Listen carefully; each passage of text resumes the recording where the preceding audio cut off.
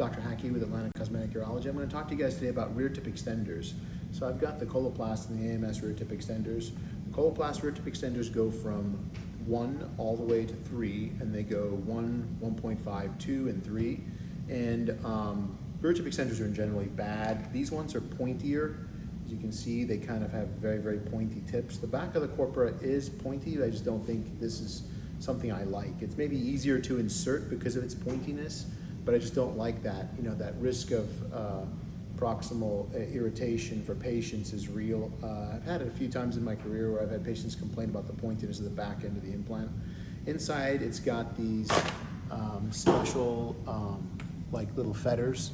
It's got a cup holder, is what I like to think of it as, and it kind of screws into the corpora, right? Or not the corpora, it screws into the implant, and it's very hard to get off. It takes a lot of pressure to pull that off, but it has a shoulder. As you can see here, it carries a shoulder. So when you're dissecting this out of the body, you have to cauterize this extra lip to remove it, and it's a lot of pressure to get it off, right? They are stackable, right? Usually recommend stacking the short segment inside the long segment and twisting it together. This can also create multiple shoulders, which is bad, okay? But in general, rear tip extenders are bad, okay? On to American Medical Systems. These ones come in 0.5, 1.5, 1, 2, 3, 4, 5, and a whopping 6. The 1.5 is the stackable, right? Which means you could stack it in, right?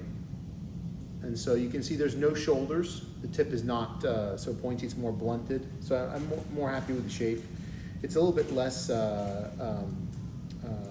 hard, a little bit more bendy, right? When you stack it on the back of the implant, right, it has no shoulder, right? But it's quite easy to remove, very easy. So when you're dissecting this out as a surgeon, I can say, I'm worried that's gonna slide off. And I have had to go fish these out, trying to fish these out of the corpora, trying to just fish them out proximally. And you'll see what the 6 looks like, right? And what the 3 looks like. It's, you know, stacked into the implant. So you can see it's a lot more rear tip extender, right?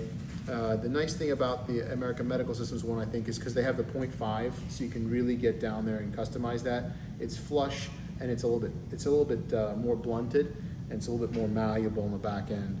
Coloplast one is harder to take off. It's got the BioFlex tech in it, but it's a little bit more rigid. However, it's got these cup holders with shoulders.